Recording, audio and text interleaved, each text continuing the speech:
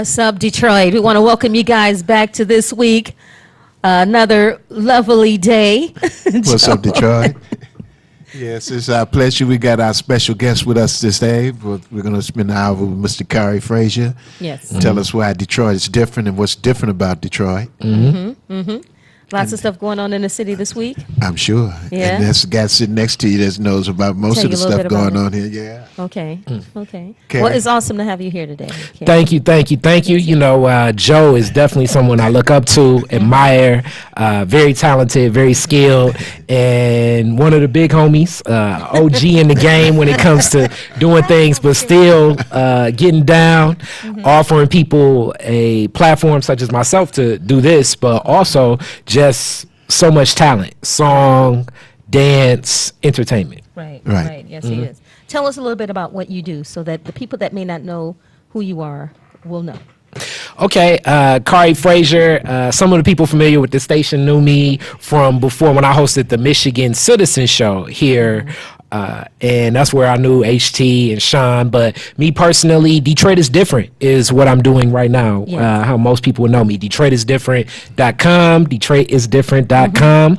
And that is a platform to share stories that I think are dynamic and unique and creative.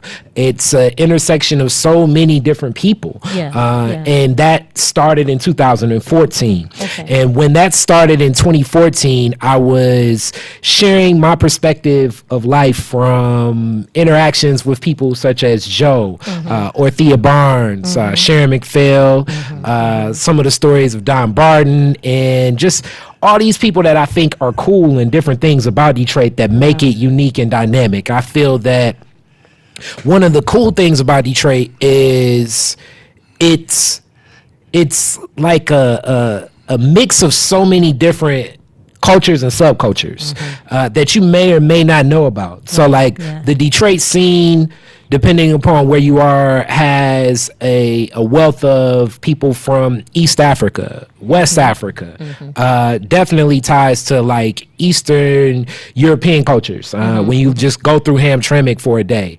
and even Bangladesh cultures, like all of this stuff is intersecting in Detroit and around Detroit, where you may feel as though you're only in your side of Detroit. Right. Like even if you're black, it could be East Side or West Side, That is so but true. it's a whole nother world. Right. And that's why I say Detroit is different. Yeah. It's different because these cross sections all came together. At one point in time, many people came here, like a lot of the other cities, for an industrial outlet, so to sustain their families. But unlike some of the other places, like a Cleveland or a Chicago or Pittsburgh, it was a lot of creativity and cultures that stayed here. Right.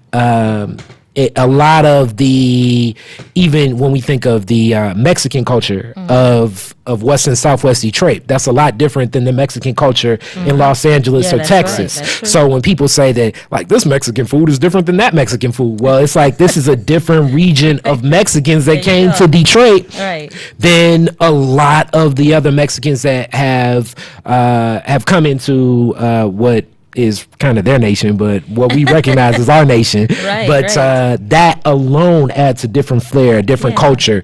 So when you travel, and if you're not afraid or if you don't feel strange or aren't shy, you can touch on so many different lifestyles. Right, yeah. It's a big Buddhism following here in Detroit. It's Yes, a it big, is. Oh, yeah. every sect of Islam is here in Detroit.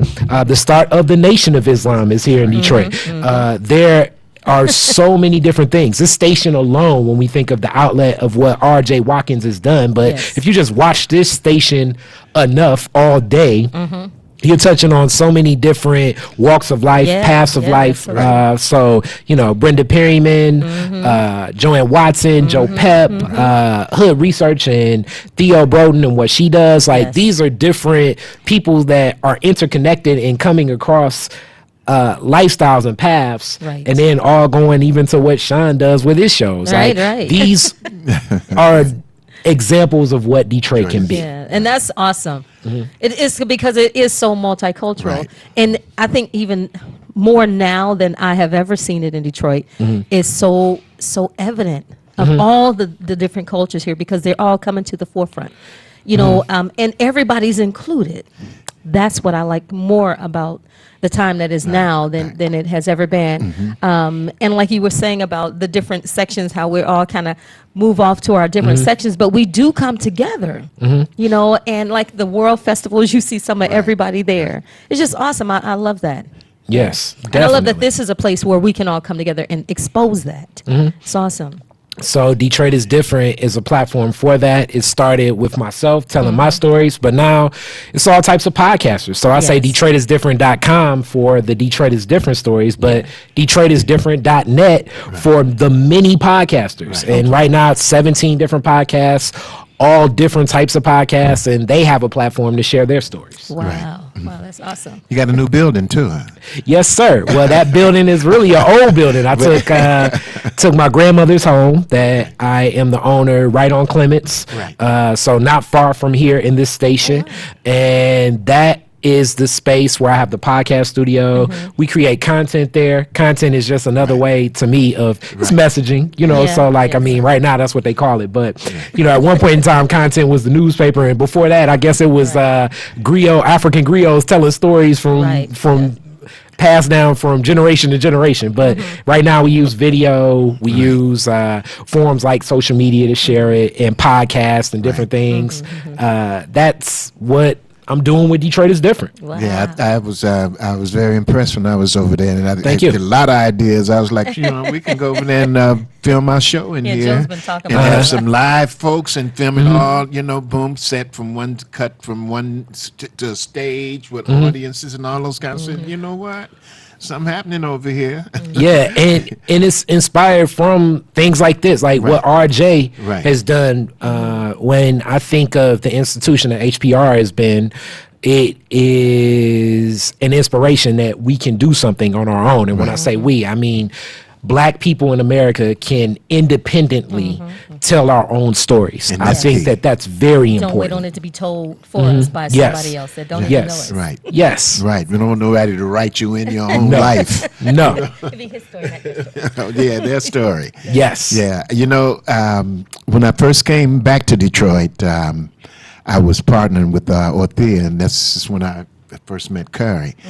And we were talking about, Orthea and I were talking about how we could be relevant today, you know, and, you know, well, my relevance come, you know, I bring what I do, you know, and how can that be relevant? She said, that's relevant because, first of all, we came through an era where we were always being entertained.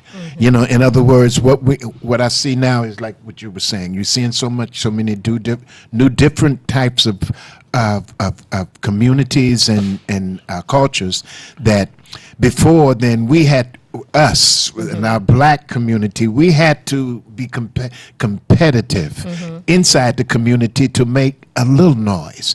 And when we made music back then, we only made music to be played on these stations here. We didn't, you know, it was like, oh, I just want to get my record on the radio, you know, and or see my name on the little flyer that the DJs Right. throw around and stuff like that.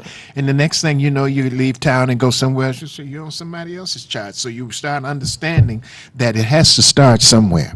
Right. And in order to be competitive, you have to have a base where you can start putting your thing together, where you can build your fan base and people can start following you and get your talented tight.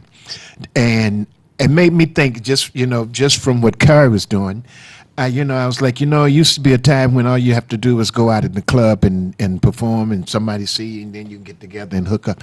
It's a new day. You know, today's thing is, I would tell anyone that's trying to be an artist to make that your brand. You know, if you can do that, do that. Don't tinkle around with it because it's serious. And if you get to a point where you get to straining and struggling, you don't give yourself a true opportunity to go to the next level because you put that other priority. I got to survive. But when I learned how to survive doing this, Yeah, so I yeah. put everything around what I do, you know, and say that I got to make it so that I can be able to do this tomorrow. Yeah. It's a new day. I mean, you know, and when we start talking about Kari, I say, you know what? Let me talk. What's up, Detroit? You know, we need to know, people in Detroit need to know where the friends are, Yeah. where the action is, who to listen to. We don't have the Chronicle like we used to have it when I was there. I mean, we could go wait for Wednesday to know where everything was in a package. Then the Metro Times, all that. But then when I go to Metro Times, there is no community of nightlife, day life, or anything in the arts for us. You see, so, you know, we used to talk about it, you know, we used to talk about it and say, well, you know, we just talking. We need to be about it. Right, and right. and that's somewhat the inspiration for Detroit is different, because I was on my soapbox for a long time about this isn't being talked about, and then it's like, okay, well, I guess let me create my own space Right. and forum to share these stories that I think are dynamic, that I think Yeah. are interesting, that others may connect to, but if not, at least I'm getting it off my chest. I think that it's unique, that, you know, certain stories that just stand out in my mind in the city of Detroit that we just take for granted, Right. especially when we think about the Black history that exists here Oh, yeah. and Yes. the forums that exist. Now, with that, when you talk about an artist of today, it is daunting as a hip hop artist and performer myself, and I perform a lot less now. And I would say, you know, there is the social media world, which is something that coming up with your approach for that can be for me, it is sometimes like it can drive me stir crazy, because you have all of these people online, but do the people online actually engage and interact? Yeah.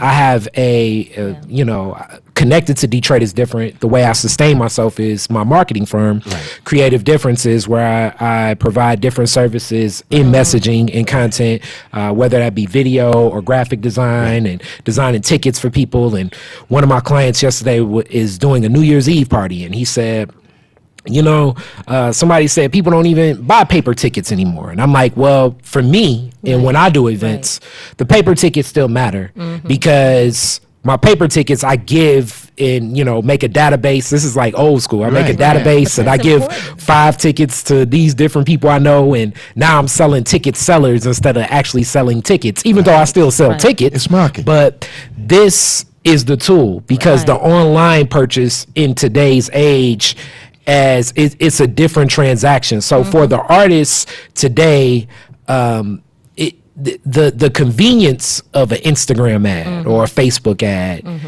takes away the relationship I agree. Yeah. I totally that you're going to have with your fan base. Right. And when you build that relationship with your fan base, it's different. You message me on Instagram, I may look at it, I may read it, but you come across me and I know you, and you make a point to come to me and you're like, hey, I got this show. Will you come to this show? Even if I miss the show, chances are I'm going to buy a ticket to that show. Yes. And that Put support. ticket may be a ticket you can give to someone else and use through Instagram. So we have to be cognizant of some of the tools that we have access to when you speak of branding may work better for a grand scale project. So like if you are a Beyonce or John Legend or something, but on a grassroots level, if you're an independent artist, you really have to pound the streets. You really have to You get do in front of people. You still need flyers. You need to hand someone That's something, right. shake their hand, touch them, Yeah. make sure they see you, Yeah. and that will build your audience. Right. And in some ways, even more reason so today, because so many people are not, because people are kind of sitting back and relying on internet forums Yeah. that may not ever reach the people you know. But Not see, personal. that's a tool, that's an old school tool that you have to know. You know, it's like, because a lot of the newer generations do do everything online. You know, they promote online, and there are so many people that you can reach just by that personal contact. I've had the experience of promoting a concert one time, and I sold more tickets by hand with my team of people, like you said. You know, Yes. you have a team of people, you give them this, and they, you know, now I'm watching what's coming in through the tickets. Right. I sold more physical tickets than I did actual online tickets. Now, I did good online. Yeah. But the Yeah. physical ticket is really where people, they want that connection. It's you know? it just impresses upon a person Yeah. that it's there. It's how I've done things, and I would say, because even the way that we still go to events, it's not online. Like I've never, I rarely will say to myself, "It's Saturday, I want to do something. Let me search online. Let me just search Yeah. Eventbrite Yeah. blindly and see, hey, what's going on in Detroit in Eventbrite." Right. When I usually go to something, I'm going through relationships. I'm going because my Right. friend is going, Yeah, yeah. or my cousin's going, or my someone I know that I'm connected to, and this approach to being heard, being seen as an artist today, and I'm speaking specifically in performing arts. yeah. Right. So in performing arts, I would say yes, pounding the pavement and having tools for people to remember you by, especially in this day and age where a lot of people won't have those tools, is very, very important. And some of the this is back to me and my soapbox. Some of the things that have happened online nowadays have kind of, I don't want to say crippled us as independent artists, but it's the ease of it has it's made it, do I want to say more difficult, or do I want to say it presents some challenges, because a CD was a great tool Yeah. to sell, because I know how many CDs I have. It's a physical copy. I put it in your hand and you want to buy it. Whereas the whole, hey, this is my download code. Right. And not only is it a download code, you can listen to it for free on Spotify. And you're streaming, and I get maybe like, you know, per stream, if you listen to more than 35 seconds, then you get like maybe a percentage of a cent. Yes. Yeah. So now you can listen to my music for completely free once I submit this, or I could have gotten that $10 off that CD. But where's the CD player? Cars don't have CD players anymore. Computers no longer have CD players.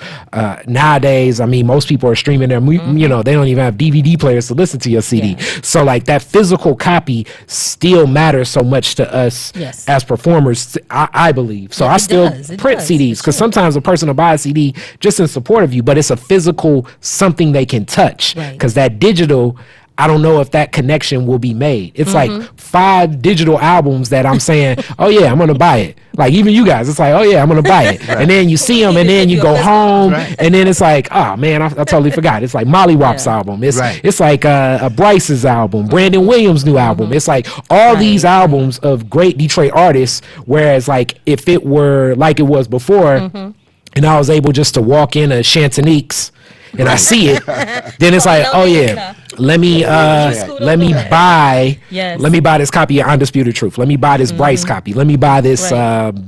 you know, Boog Brown copy. Let me walk past this. I know I'm gonna Well, see, purchase to it. that degree, that has cheapened the music. You know, it cheapened what the artists do. It, Right. you know, Right. gave them less credit for what they are actually out there creating. Right. You know, and in all honesty, it's just not a fair game anymore. Yes. It's not. And it would be nice if somebody took to the platform and said, okay, well, listen, we're not going to do this like this anymore. Like Carol Ware, she put Leon Ware's new album out. Yes. Now, she did it as an album, a double album, but you can't go online and download it. And if you go listen to it, you may be able to hear 1 or 2 of the songs, but you have to literally buy the vinyl album. And that, she didn't want to do that because she said just what you said. It took it away from being personable. It took it away from, you know, people who really love to support the artist to actually really go support them by buying the music. Yes. You know, I think that's really important. And the problem, I think, with some of that is that a lot of the new school don't understand the way old school was done. in terms of music. And when I say that, I mean artists. So artists are trying to get in a platform to do whatever they know that works for someone else that they've seen. Right.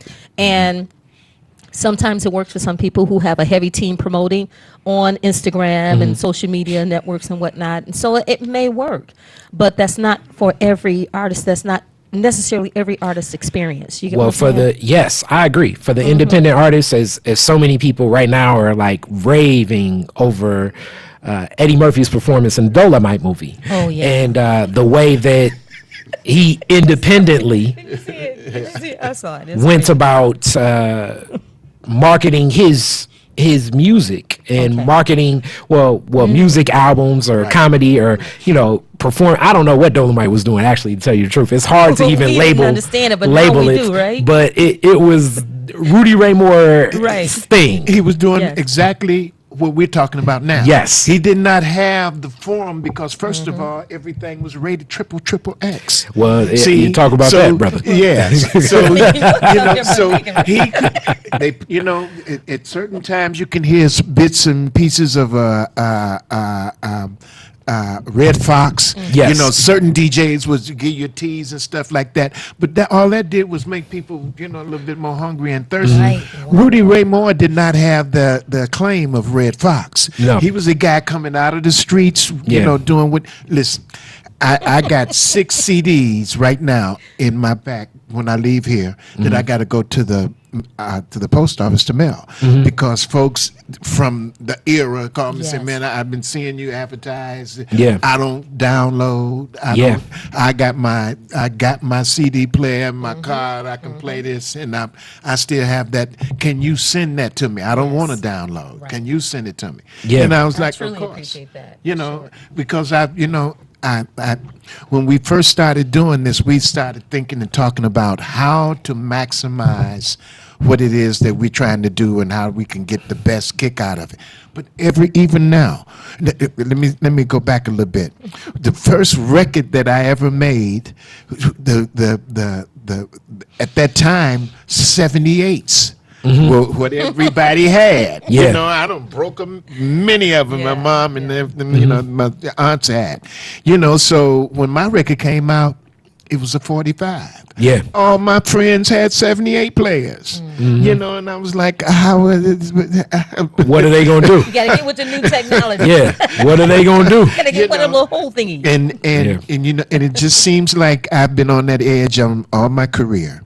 Now we talked about pressing up these CDs and making the album covers and all those things to put out so that could be something that folks can have as a memorabilia. Yes.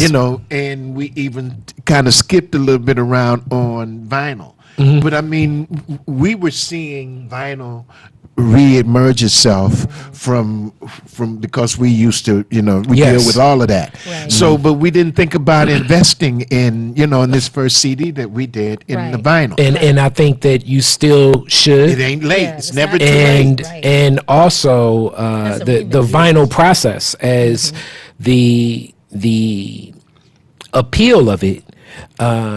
You're definitely speaking to a different music audience. And you got to make that connection. Yes. That's the connection. And the reason I say that is because there's this guy on Facebook, and I'm still on Facebook, yes.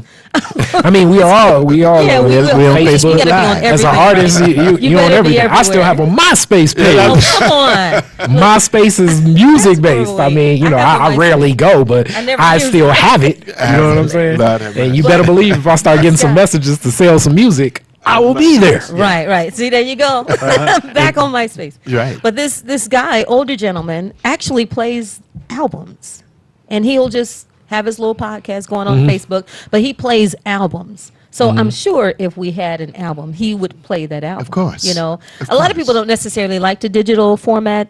And that's really because They're not familiar. they're not familiar with it, Right. and it's like over a certain bracket, don't even want to waste time in getting to it. But the younger ones are like, hey, let's just do it all. So they have that opportunity and they have the ability to do all of that. Well, so they should. Well, it does.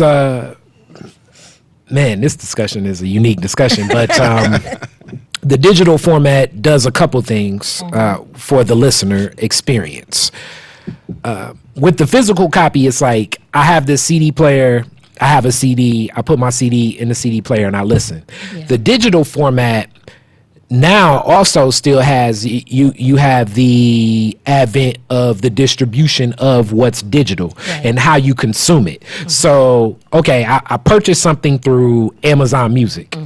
Now, the primary device that a lot of people listen through music is Apple Music. So if you buy through Amazon, which Amazon is not necessarily a subsidiary of Apple, Right. now you have to go through the learning curve of how do I get this MP3 from Amazon to play on my iTunes player or my Apple Music player, and vice versa. And also, like, let's say even if you buy through Apple Music, now you have it on your phone, right? And you like listening on your phone when you're working out on the treadmill, but now you're at the party. And now you want to play that song at your party.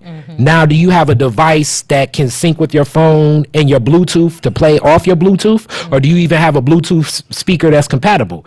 Is your phone compatible with this Bluetooth speaker? Like, it's other calls to action now that you're going through, depending upon the service that is going to play your digitized format of music, and also the player in which how you will consume and hear that.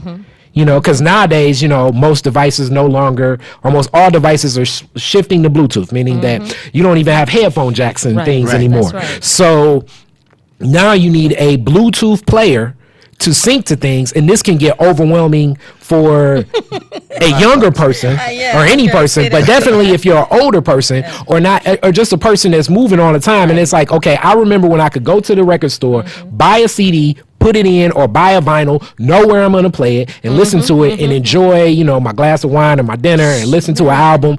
And now you have to go through like a learning curve and look at YouTube videos just to listen to it while you work out, while you're in the car, and when you're at the house. And all of this can be overwhelming. And not to mention, you know, have you updated your iTunes device? Have you updated the distribution of it? You know, and you have Tidal, you have Spotify, you have Apple Music, you have CD Baby, you have all Amazon Music, you have all these different formats of getting the music, and then these different ways to play the music, and then these different ways for your music to be played through Bluetooth technology usually. So now we need a class. It can get overwhelming, and no one wants to listen through, you know, I don't want to go through a learning curve just to listen to my Undisputed Truth song. Yeah. Well, that's funny. Now, when you say that, because I just had that conversation. Now, my daughter, you know, 19, has a record player, an album, because they want to hear the albums. Okay, so they go and they spend money in the resales and buy the albums that they love, and you know, and then they only have iPhones. So I'm like, okay, well, iPhones are great, but you're limiting your ability now, because now you got to sync everything on iPhone. Everything has to be synced with Apple. I said, so now the platforms are bigger than Apple, so you should really go check into Amazon and check into this and check into that, check all of these other streams, because the world is bigger than Apple. Yeah, it's bigger than that. And so actually, I would say the number one place where a lot of people consume music is actually one of the worst. Well, really, none of them really pay artists much when it comes to streaming, but YouTube is probably the number one consumption of where people listen to music. That's so true. And really, that is a delivery service for commercials. And oftentimes, two things are happening. A lot of the music is up there possibly illegally, or when I say illegally, meaning the artist is not actually producing what you're listening to. You're listening to that rare Prince concert of, you know, Beautiful Ones. Prince and his, you know, the Paisley Park catalog did not sanction that. That's I don't know, guy in that's a guy in Arizona or whatever. And he may get a percentage of it, but if anything, it's really YouTube, which is owned by Google, selling the advertisement. After you listen to that Prince song, now they'll put a commercial in, and really, because you probably tied to Prince, now whatever record company says, okay, if you like Prince, you may like Janelle Monáe. So now you know, go to the other room, and now they have a Janelle Monáe song playing in there. You know, so it's like, no, I wanted to listen to Prince all the time. Well, so that's funny though. But now I'm getting to, you know, how do we control that? And See now, because you have YouTube, because Yeah. I'm gonna tell you honestly, man, I'm a YouTuber. I'm on YouTube all day, and it's not necessarily for music. I'm usually picking something for whatever I'm doing next. However, I'm looking at it for the how-to videos. You know, Yes. how to change your radiator, Yeah. how to do this. That's what I'm into YouTube for. And then I go to music sometimes, but I don't necessarily like to see the music on YouTube unless it's from the actual artist. I'm not necessarily interested in other person's streams. Now, like we have the album on YouTube, yeah. but that's directly from us. Right. Yeah. You know, and it's supposed to be illegal to do that, though, isn't Well, it? no, right? no, but you. But I you mean, see, for other artists to go well, on for the- other, you have to own it. All right, act but like I now, don't. well, okay, yeah. But now the thing about it, the doorway that is presenting is when they see it, what they're going to see. Yes. That is the key. The music is the driver. It's going to Right. bring them there. When they see it, Michael Jackson changed the whole visual cinema scope of anything video. You know, I mean, you should say, if they're going to give me $25 million to do this video, how much money am I making? And that means if the video is going to drive the music, then what's the format or the forum where it's going to drive enough people to see it that's going to pay for what they're giving me? He says, so my thinking is, why don't I be as big, go as creative as I can with my video to make my music have a little bit more of an impact? Yeah. See, a lot of folks here, I've been in a lot of places where folks are selling their CDs. Yeah. See, now, when Eazy-E, and I go back to Eazy-E because I can relate, Master P, when those guys were selling their CDs out of their cars, Yeah. there were a whole lot of MySpace, all those Yeah. John, where folks were putting out those new and those Yeah. made up videos and in the swimming pools and all of those things. But what it was given, it was a brand of competition. Detroit is different.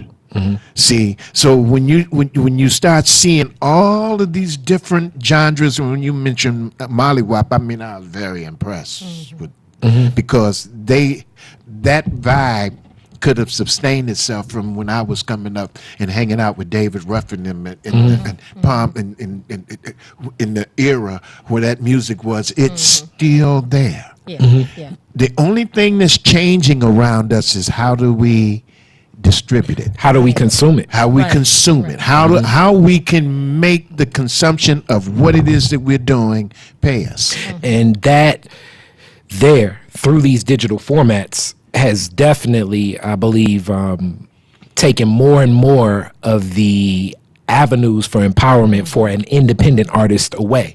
The more digital it is, the more you're using and relying on systems outside of an independent, Right. the independent artist.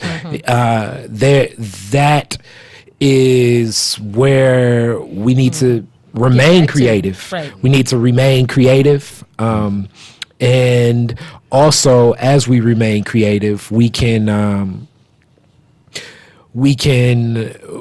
galvanize other calls to action. So I'm being 2020. I plan on releasing some more music, even though I have to really get back in my writing process. But I want to come out with some more music, and my approach to it. This discussion alone is already making me think of like what type of marketplace can I even connect to. Detroit is different, and not just for me, but for other artists. Right, Where it's right. like, okay, this is like an official, like almost like create like a seal or something where you are going right between, like, this is a direct connect to what these artists are offering, and that will be needed because if it's anything other than that. What I'm relying on is, The abyss. Same old same. The abyss. The See- latest project I just did was with a comedian, Josh Adams, and he did a cool album, I think. But the main thing that most people are consuming it on is through Spotify Oh, wow. and through Apple Music. So it's, even with all the streams and Yeah. all the listens, I mean, it's pennies on the dollar. No Yeah. impact. Yeah. See, but what you just said, where you framed that just then, you created a form where your stuff is there.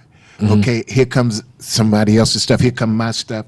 So folks get to the point saying, I'm gonna hear I all can these go things here. here. Yeah. It's not where I'm gonna go and hear all the commercial stuff from Right. those Yeah. folks that are still with record companies. Yeah. I want to hear some folks that are out there creating a whole atmosphere of competition. That's the driver. Because when you just start making music and it's June, boom, spoon, and bang, and bang, same old things, you're only competing with yourself. But when you turn on that, come to one of your podcasts and hear all that stuff you playing, because you picking and choosing and you putting all that into the same pot, and people say, everything has a pull and a muscle in it, So you say, all this stuff is sounding pretty good. Back to regular radio when we had real DJs. Yeah. Those guys knew how to put music on those stations and play them so that you keep your interest. Well, they at that point in time, I would say probably the 90s was the start of the corporate playlist. Right. So, slowly but surely, DJs as the love for Mojo here. Right. But many other cities had DJs like a Mojo, where independently the DJ curated their own playlists. Whereas, slowly but surely, the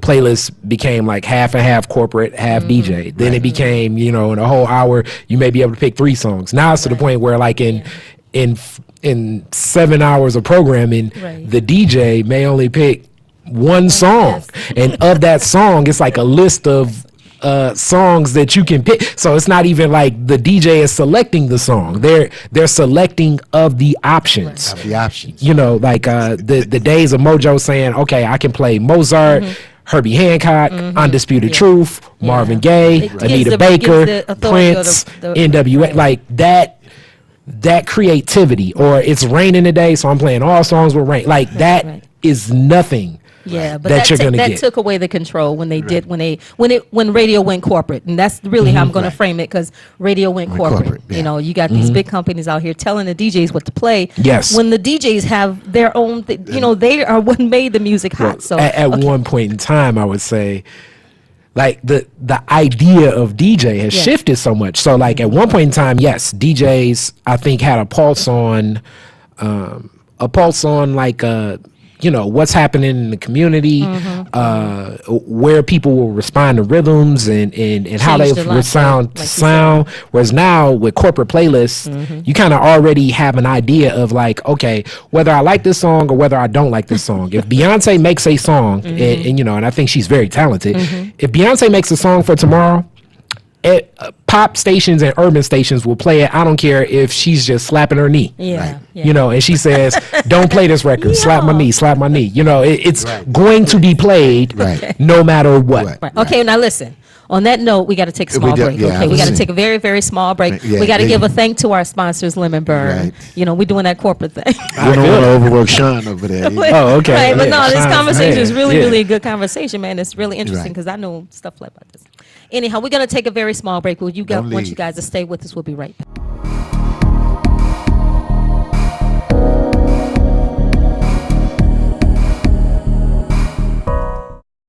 This program is brought to you by Lemon Burn. Lemon Burn attacks and reduces belly fat. Get yours today. 313-868-6612. Hi, this is Lawanda, This is RJ Watkins. coming to you to bring you some information about the #1 detox in the nation, Lemon Burn. Lemon Burn helps to turn the fat into fit. It's for you, a happier, healthier you, because healthy is the new beautiful. An all-natural way to improve your health. It promotes a healthy digestive system, attacks and reduces belly fat, as well as gives you energy. And to get yours today, call 313-868-6612. Don't forget to exercise and eat right.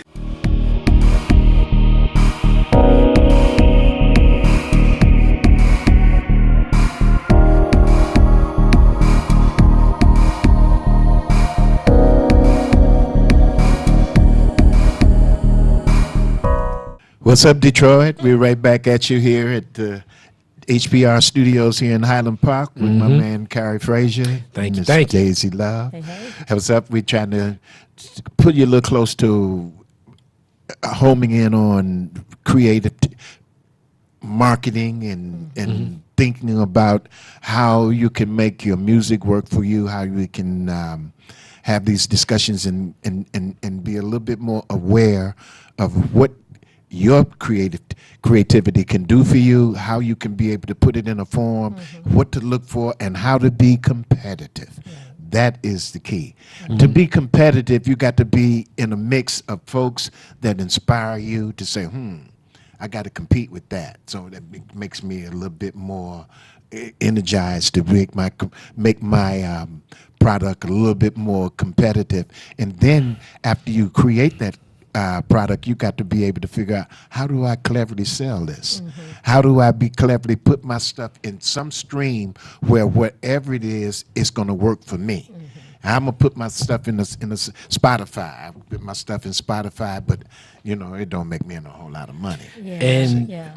And one of the other things to always consider today for that music artist listening is, especially in hip hop, there are acts where their brand or their celebrity are bigger than their music. Right. So it's so many artists that you can say, name off the top of your mind, and then you say, name 3 songs by that artist. And it's like, Right.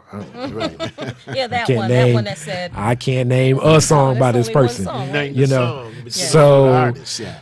So when the celebrity becomes larger and branding and using that brand of the celebrity to I guess leverage other forms of success. Whereas like if you actually have a passion and a talent for the music itself, then it, some people will argue it's counterproductive to even kind of care about the music and to care more about the antics, the celebrity, the like, what's your call to action? What do you represent? And what is that connecting to, as opposed to the actual music itself? Yeah.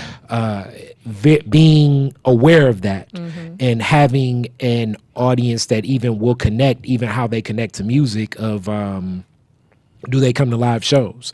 Like I often run into a lot of rap artists and they say, look, I want to be a rapper and I want to make a lot of money. And, one of the first, I ask 2 questions. I say, okay, when's the last time you bought some music?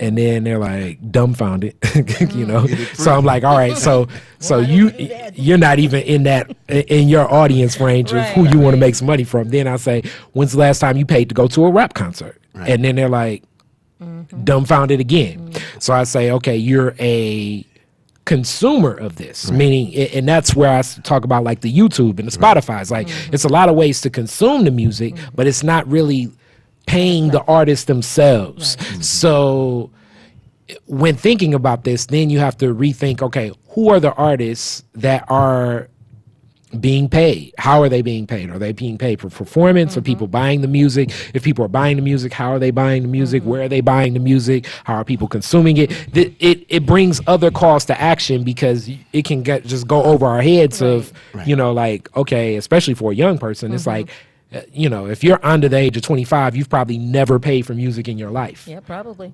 And if you've never played for music in your life and you're making music for other 25-year-olds and you're saying to yourself, I want to make money at this, who are you making the money from? Right.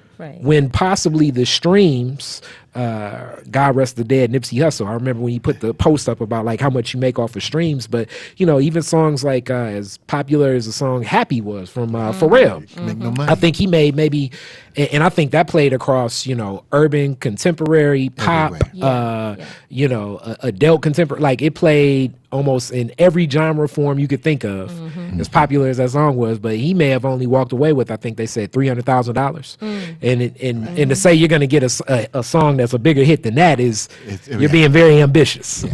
Somebody taking your money before you even get a chance to even And put all it of in. these other forms are getting a piece of that. The distributor, how people are consuming the music, all of these other forms are getting a piece of it. So for the independent artists, definitely coming up with a creative way to approach this and how you approach this, Yeah. and then having a good show and even being creative about that good show.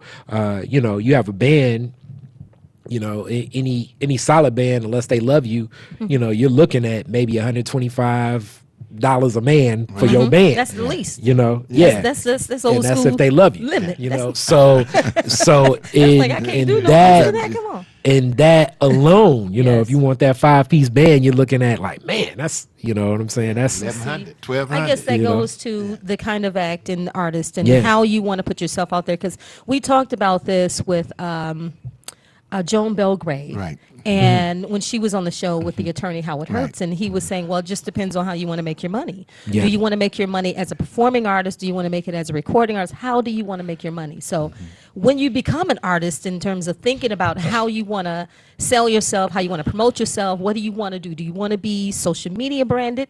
Do you want to be a performing artist, which means that you actually create the shows and perform the shows? People will go to your shows if they're good. And so that's what I'm looking at. So the only thing I think that's missing in some of this is the place to perform. So we don't have enough places where, back when I was doing rap, we had like shows Rico Cortez was the guy's name. We had shows every weekend that we could go to. There were only 2 rap groups in Detroit that were female. It was Queens of Rap, and it was the LaCruso Girls. And so everybody knew us because we were the only ones in Detroit. And we had places to perform every weekend, and it was maybe $2 or $3 you get in just because it was high school. And then, but everybody would be there. All the hip hop artists was there. Everybody that was doing something in Detroit were there. Right. And so we need places like that again for artists to come out. And then outside of that, we need to be able to support each other with that. And that's where the call to action in the Detroit is Different Festival, which Yes. passed in October. Thank you so much for being a part of the forum discussion.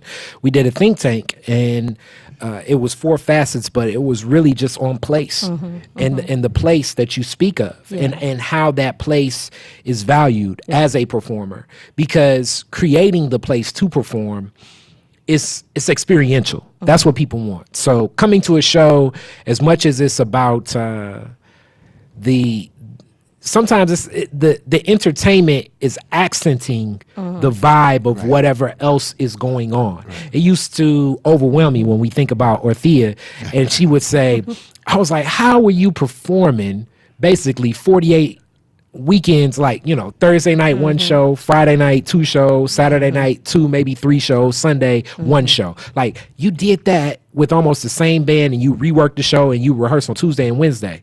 And she was pounding the pavement doing that for years. And I'm like, how are you getting the audience to come back, where sometimes people would come in that same weekend twice? Right. What was it? It's the experience that they were Right. tying into. Right. But to accent that experience, building a vibe and knowing what that vibe will entail, and how that's interconnected. And in some ways, as much as I love hip hop, I think the culture itself has diluted some of what that may be. So and I've gone to the Millie Orthea experience and seen the family reunion, class reunion vibe atmosphere.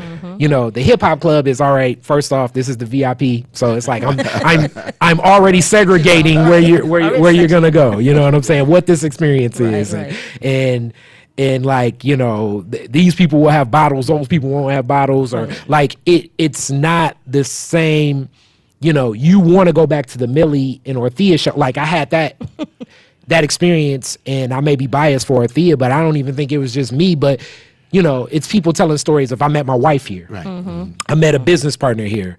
My cousins always came. I knew that when I went to this, it was something bigger than the show. It was Yeah. almost like an Yeah. experience that I'm being a part of. Yes. So when you create that experience that people are a part of, as much as it's like you may be watching the Whispers or the Temptations or all the different people, when I hear about what happened at Club Mozambique or Watts back in the day, Right. Baker's was as much as seeing a George Benson, but it was also about okay, George Benson is coming to Baker's and joining the culture of Baker's Right. way more than it's I'm going to Baker's to see George yes, Benson. right, exactly. And then as soon as that's over, I'm going to get in my car Yeah. and drive as far away from here as possible. And I don't know these people sitting next to me or anything. true, that You know, I'm basically elbow to elbow with who I'm next to. So it's Right. like, what do you do? What do I do? You know, together, yeah. so it's also creating the experience that people want to come back to, want to connect to. Yeah, And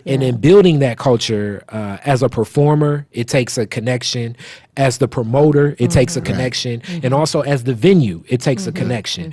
And sometimes, and the audience as well. I believe that those are the four components of providing entertainment and a performance entertainment. It's and being on the same accord can be difficult because I've been all of those. You know, I've been the promoter and it's like, man, I just really want to make my money back. I don't want to lose my shirt. So you're thinking differently. Yeah. And you may dilute the experience. Right. As a performer, it's like, man, I hope this person got my money. Right. You know, you know, So many facets.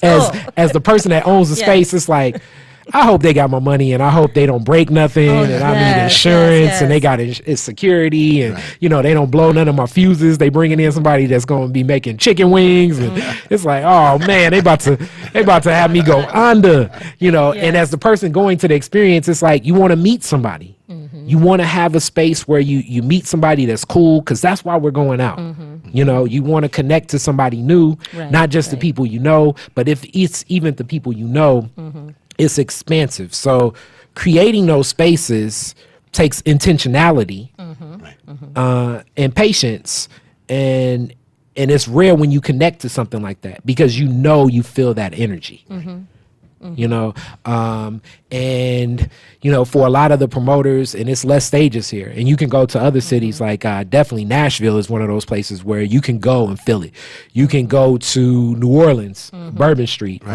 If you're in the comedy, if you go out to LA or any of those comedy clubs in LA, you know, the comedians are probably only getting like $30-$40, and that's even if it's Dave Chappelle, but they're hitting the stage because they know the audience is there and they're working their beats out, but they also are going because it's like these people are here for comedy, Right.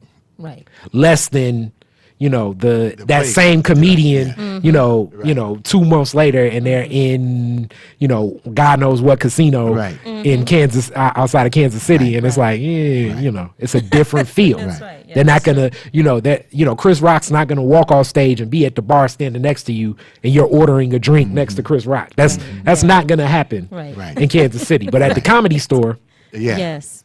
It's a possibility. Yeah. yeah. Possibility. Wow. And see, and that's creating it. That's creating your own environment. And like back in the day, I mean, I'm listening to this, and back in the day, it was automatic because all the promoters, the club owners, the artists, the folks that work in clubs, everybody had an expectation. The camera person who was taking pictures, I'm going over to the 20 grand a night because I know Yeah. it's gonna be packed there.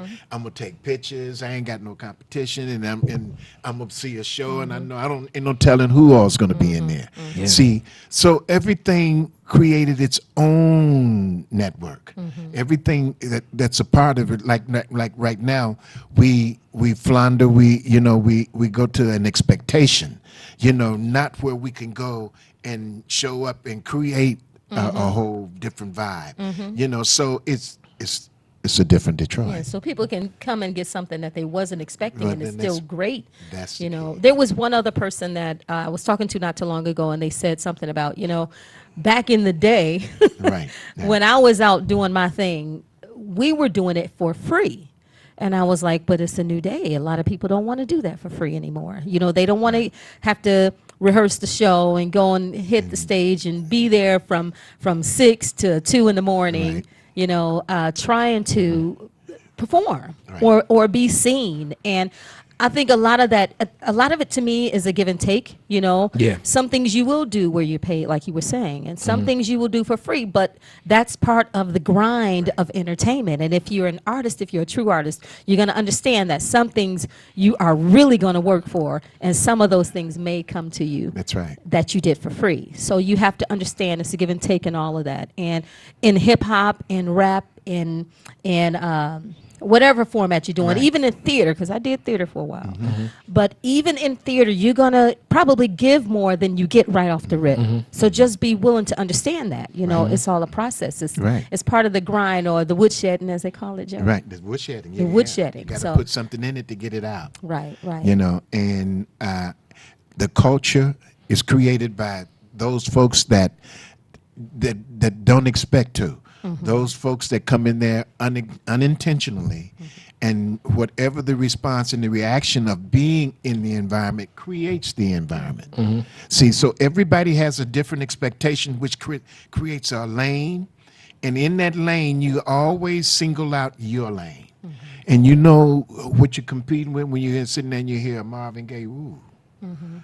You're holding on to your stuff. We used to do that in the radio station. So you're introducing Marvin Gaye or whoever is in there, and they hear their music and say, "Oh wow, oh, you got to go on next," and you're going to be playing your stuff.